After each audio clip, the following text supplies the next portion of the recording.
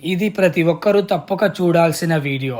Heart attack వయసుతో సంబంధం లేకుండా చిన్న పిల్లలు కూడా ఈ మధ్య చనిపోతున్నారు. This is doctor GMD. Welcome to our blog.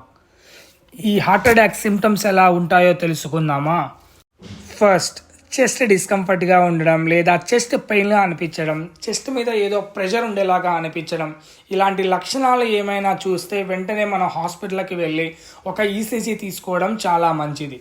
So second, pain spreading from one area to another area. అంటే పెయిన్ ఒక చెస్ట్ దగ్గర నుంచి లెఫ్ట్ ఆర్మ్ ఎడమ చేయి పక్కకు, దాని నుంచి దవడకు, దాని నుంచి నెక్, ఒక్కరి నుంచి ఒక్కొక్క ఏరియా నుంచి ఒక్కొక్క ఏరియాకి స్ప్రెడ్ అవ్వడం. సో కొన్నిసార్లు ఇది మనం గ్యాస్ట్రిక్ ప్రాబ్లం అనుకుంటాం, కానీ నెగ్లెక్ట్ చేయకోకుండా ఒకసారి హాస్పిటల్కి వెళ్ళడం చాలా మంచిది.